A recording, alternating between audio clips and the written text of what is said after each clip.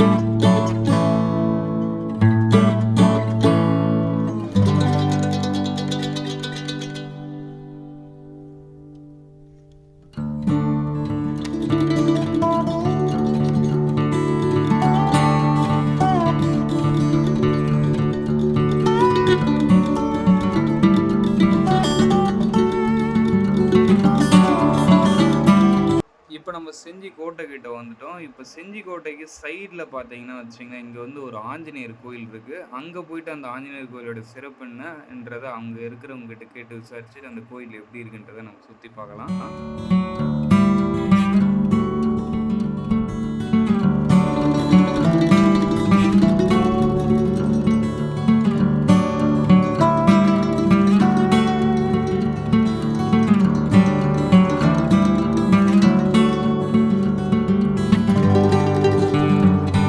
எத்தனையோ ஆஞ்சநேயர் கோயிலுக்கு போயிட்டு அங்கே இருக்கிற அந்த ஆஞ்சநேயர் சிலையெல்லாம் பார்த்துருக்கேன். பட் நான் இங்கே இருக்கிற அந்த ஒரு ஆஞ்சநேயர் சிலைன்றது டோட்டலி ஒரு டிஃப்ரெண்ட்டாக ஒரு புது விதமாக இருக்குதுங்க. ஆமாங்க, அங்கே ஒரு பெரிய பாறை இருக்குது.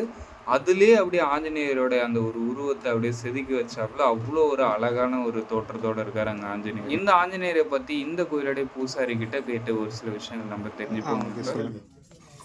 பகவான் செஞ்சி வீர ஆஞ்சநேயர் பகவான் பார்த்தீங்கன்னா ஏற்கனவே 600 ஆண்டுகளுக்கு மேலே பழமையானவர். இது பல்லவர் காலத்தில் கோவில்னு சொல்லுவாங்க. இது ஆரம்பத்தில் முழுக்க எல்லாமே இங்கே காடாக இருந்த காலத்திலேயே இங்கே உள்ளே இருந்திருக்கு. அதை ஒரு சிலர் போக்குவரத்தில் இருக்கும் பார்த்து பராமரித்து அதுக்கப்புறமா தான் கொஞ்சம் கொஞ்சமாக அதை சரி பண்ணியிருக்கிறாங்க. இங்கே வாழ்ந்த ராஜா காலத்தில் பார்த்தீங்கன்னா இவருடைய சிறப்புகள் தெரிஞ்சு தினந்தோறும் நல்ல வழிபாடு செய்திருக்கிறாங்க. அவங்களாம் சாமி கும்பிட்டுருக்குறாங்க. இங்கே வந்து கும்பிட்றதுனால எல்லா விதமான கஷ்டங்களும் தேர்ந்து சந்தோஷங்கள் கிடைக்கக்கூடிய வகையில் இருக்குது. இங்கே வந்து சஞ்சீவி மூலிகை எடுத்துகிட்டு வருகின்ற அந்த பொசிஷனோடே இருப்பார். சஞ்சீவி மூலிகை எடுத்துகிட்டு வர அங்கேருந்து அந்த சஞ்சீவி மலையிலேருந்து கொட்டின சின்ன சின்ன துண்டுகள் தான் இங்கே இருக்கிற மலைன்னு சொல்லுவாங்க.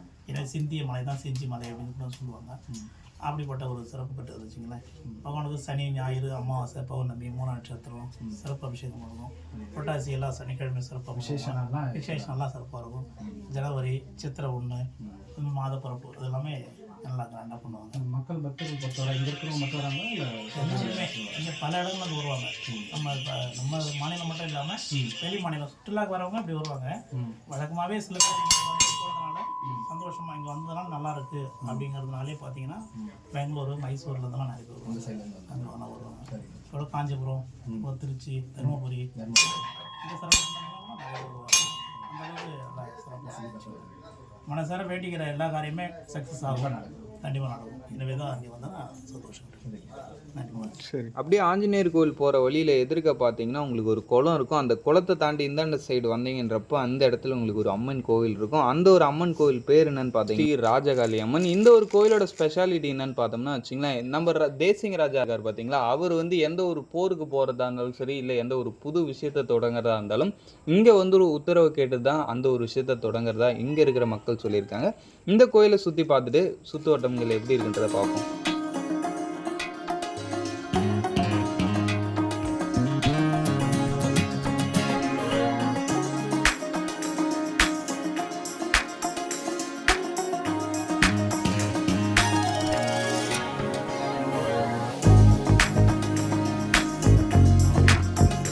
செஞ்சு அந்த ஆஞ்சநேயர் கோவில் பக்கத்துல இங்கே வந்து ராஜகாளியம்மன் கோவில்னு ஒன்று இருக்குது. அது பக்கத்தில் இங்கே ஒரு குகை இருக்க பாருங்க. அது பக்கத்தில் இங்கே இது இருக்குது பார்த்தீங்களா. இதுக்குள்ளே போயிட்டு நம்ம பார்ப்போம்.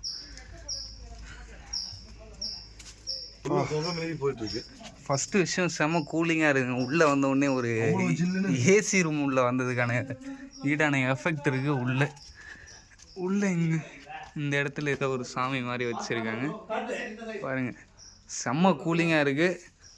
பார்த்தா இங்கேயே தூங்கிடலான்ற மாதிரி இருக்குது. ரொம்ப ஒரு த்ரில்லிங்காக இருக்குது. இதுக்குள்ளே ஒரு சாமி இருக்குது பாருங்க. இந்த பாருங்க மலை குகைக்குள்ளே இங்கே ஒரு சாமி இருக்குது பாருங்க. ஒரு அம்மன் ஒருத்தவங்க இருக்காங்க இங்கே. அம்மா வில்லு சோளம் திருசோளம் ஒரு சாமி இருக்குது. இதுக்குள்ளே நம்ம பாய்ஸ் உள்ள மேலே போகிறாங்க. இன்னும் போகலாங்க, வழி இருக்குங்க தெரியல. அதுக்கு மேலே போயிருக்காங்க. புஷ்பராஜ் பார்த்து போயிட்டு இதுலயே வர முடியாத அளவுக்கு மாட்டிக்க போற வந்துரு. ஜில்லுன்னு இருக்கு டெம்பரேச்சர். பூச்சிலாம் இருக்கு பாருங்க. செம்ம கம்மி டெம்பரேச்சர் இங்கே காமிக்குது.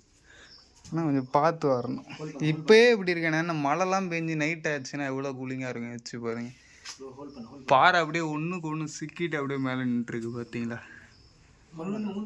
இந்த கொகோ வீடியோ பார்த்துருப்பீங்க. இந்த கொகோக்குள்ளே ஃபஸ்ட்டு விஷயம் நாங்கள் ரொம்ப ஒரு த்ரில்லிங்கான ஒரு எக்ஸ்பீரியன்ஸாக இருந்தது. அந்த வண்டி அந்த கொகையோட அந்த ஒரு டெம்பரேச்சர் தான் அவ்வளோ ஒரு கூலிங்காக இருந்துச்சு. அந்த ஒரு டெம்பரேச்சர் கிட்ட இப்போ நம்ம இந்த கோயிலுக்கு வந்திருக்க ஒரு சில பக்தர்கள் கிட்ட இந்த கோயிலை பற்றி நம்ம கொஞ்சம் கேட்டு தெரிஞ்சுப்போம். நாங்கள் வந்து கீழ்பெண்ணத்தூர் பக்கம்.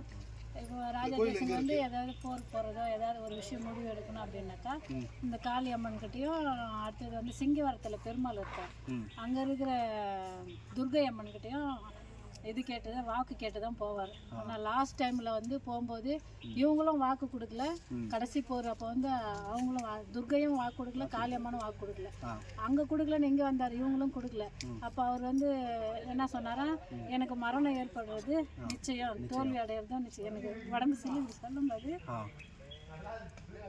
அப்போ வந்து அதெல்லாம் நான் சகிச்சுட்டு தான் போகிறேன் அப்படின்ட்டு போகும்போது அப்பயும் வந்து எல்லாத்தையும் சுல்தான் வந்து எல்லாத்தையும் இழுத்துட்டு கடைசி நேரத்தில் மட்டும் பின்னாடி ஒருத்தர் வந்து அம்பு விட்டுட்டார்.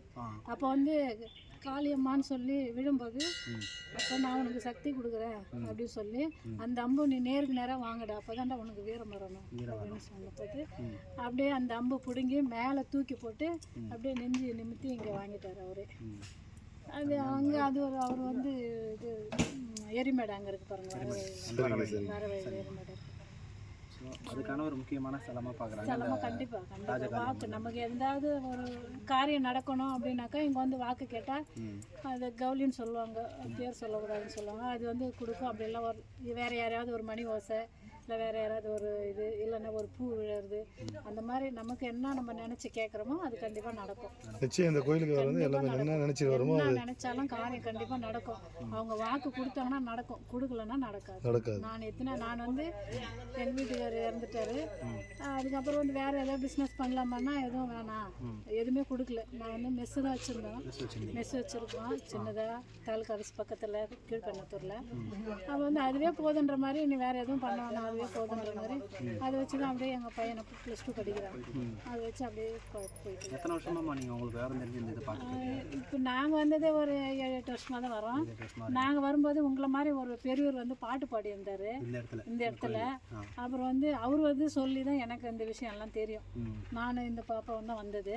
அப்போ வந்து உட்காந்து இந்த அம்மனை பற்றி நிறைய அது அருமையாக இருந்தது அந்த பாடல். அவர் வந்து அப்படியே வர்ணித்து பாடி அப்புறம் இதோட பூர்வீகம் என்னான்னு சொல்லிட்டு சொல்லியிருந்தார்.